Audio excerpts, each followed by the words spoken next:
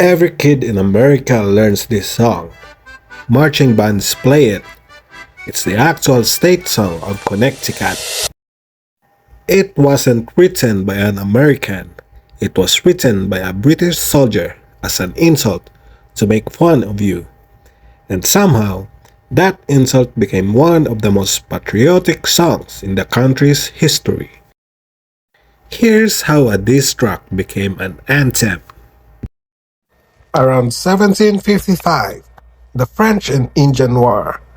Tradition credits a British Army surgeon named Richard Shuckburgh with writing new words to an already existing tune, specifically to mock the colonial militia fighting alongside British troops.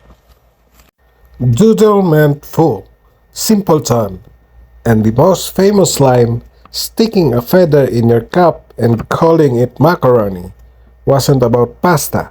Macaroni was 18th century slang for an over-the-top fashion trend.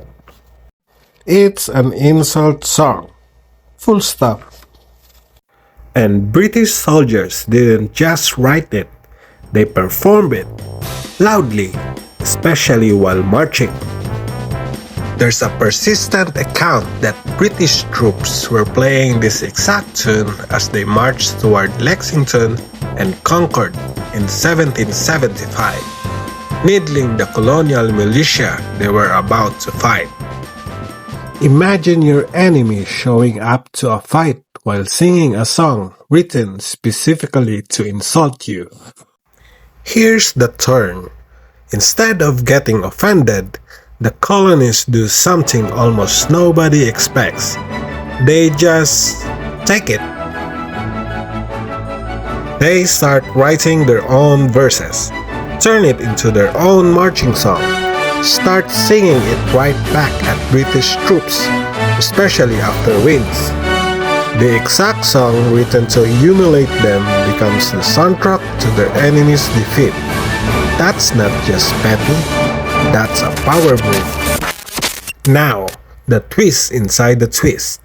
That Sidney Shuckburgh wrote it in 1755 story? Historians are increasingly skeptical of it. Musicologists have traced pieces of the melody back way further, possibly to a 16th century Dutch harvest song centuries before Shuckburgh supposedly picked up a pen. So even the true origin of Yankee Doodle is still, genuinely, up for debate. Here's what actually makes this story worth telling. This is one of the earliest documented examples of a group taking an insult and completely owning it, stripping it of all its power in the process. You see, this exact move constantly today. Nickname turned into brands, slurs reclaimed by the people they targeted.